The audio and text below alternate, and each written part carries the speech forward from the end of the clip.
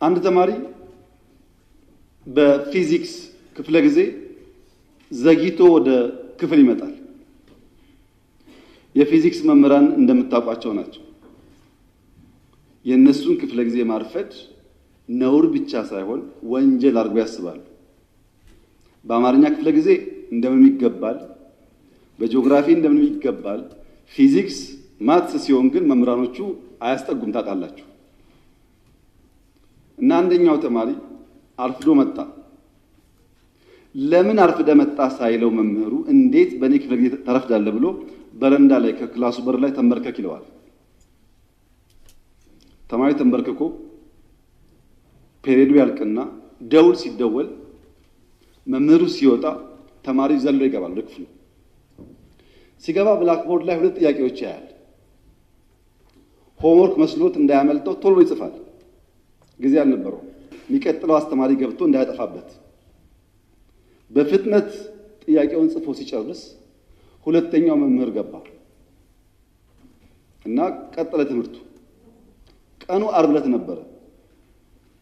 ታውቃላችሁ እንኳን ሙሉ ፔሪዮድ 10 ደቂቃ 20 ደቂቃ ስታረፍዱ በጣም ብዙ የቀረባችሁ ስለሚመስላችሁ ጭንቀት አለው እና ልጁ ቤት ሲገባ ሆምወርክ ነው ብሎ ለይቱ ሙሉ ሲቆፍር አደረ። አልቻለም። ቅዳሜ ሙሉ ቀን ቆፈረ። አልቻለም። ቅዳሜ ያደረበት አልቻለም። እሁድ ዋለበት አልቻለም። እሁድ አጋማሽ ለሊት ላይ አንዷን ጥያቄ መለሳት። አንዷን መልሶ አንዱ ከበደው። አስቡት፣ ዓርብ፣ ቅዳሜ፣ እሁድ ሁለት ጥያቄ ለመመለስ ሲፈጋ ቆይቶ እሁድ ለሊት አጋማሽ ላይ አንዷን መልሶ አንዷ ቀረችውና ሰኞ ጠዋት ትምህርት ቤት ሄዶ የፊዚክስ መምህር ገብቶ አዲስ ቻፕተር መጻፍ ጀመረ። ተማሪው እንደ መምህር የባለፈው አሳይመንት ሳሉ የባለፈው ሳምንት ሆምወርክ ሳሉ ያማል እንደ ባለፈው ሆምወርክ አልሰጠውም ይላል መምህሩ። እንደ ሁለት ጥያቄ ጽፈው አርፍጄ ገብቼ ጽፌ ያለው እኮ ይላል።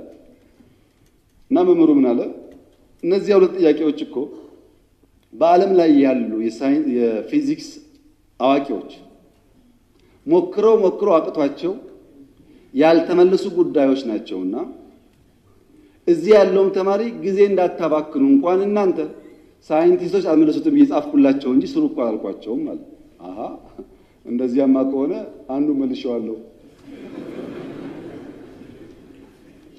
መምህሩ ሲያይ ሰው ሲያሳዩ ለካ ትክክል አንደኛውን ፈቶታል። ዓለም አልቻለም የተባለው ለምን ስላልሰማ አትችልምና አትስራው ብሎ መምህር ሲጽፍ ቢሰማ ኖሮ እሱም አጣጥፎ ይቀመጥ ነበር። እሱ አልሰማም፣ አትችልም ማለት ነው። እና የተከበረው ምክር ቤት ኢትዮጵያ ቀይ ባህር አይገባትም የሚለውን አልሰማንም። አመሰግናለሁ።